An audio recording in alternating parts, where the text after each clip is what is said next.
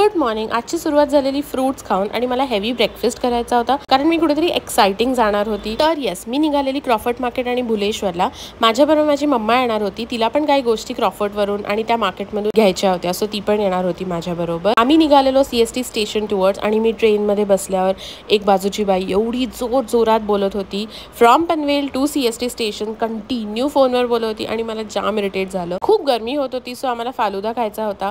तुम्ही गेस करू शकता का की हे लोकेशन कुठलं आहे आणि हे कुठलं हॉटेल आहे जिथे आम्ही फालुदा खातोय? आम्ही खात होतो रबडी फालुदा आणि बादशाह फालुदा.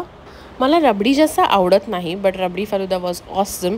खूप हेवी होता, म्हणजे एवढा हेवी होता की फालुदा खाल्ल्यानंतर दिवसभर ऑलमोस्ट तुम्हाला भूक नाही लागणार किंवा ॲटलिस्ट 5-6 आवर्सपर्यंत भूक लागणारच नाही. एवढे हेवी होते दोन्ही फालुदे. आम्हाला सारखं वाटत होतं कोणीतरी आमच्याबरोबर शेअर करायला असं ना तर खूप बरं झालं असतं.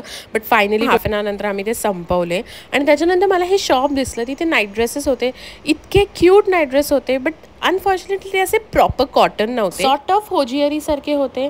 आणि त्याच्यानंतर आम्ही पुढे गेलो तर आम्हाला फालुदा खाऊन तोंड खूप गोडगोड झालेलं, सो आम्ही काकडी घेतली, तिखट मीठ लावून मस्तपैकी चटपटीत काकडी. आणि पुढे जाऊन मुंबादेवीचं दर्शन घेतलं. मस्त दर्शन झालेलं, बिलकुल गर्दी नव्हती. त्याच्यानंतर आईला इकडे तांबे मार्केट दिसलं, जिकडे सगळ्या गोष्टी तांब्याच्या होत्या आणि आईला इकडे दिवा घ्यायचा होता, सो मम्मानी नवरात्रीसाठी दिवा घेतला. या दिव्याची वात त्या कीनी वर जाणार आणि खाली येणार अशी होती, सो हा दिवा मला खूप आवडला. त्याच्यानंतर आम्ही थोडंसं तांबे मार्केट फिरलो आणि मला हे दिसलं क्यूटचं तांब्याचं kitchen set. Literally it felt so nostalgic. माझ्याकडे असे क्यूट भातुकली होती यार. कोण भातुकली खेळलंय?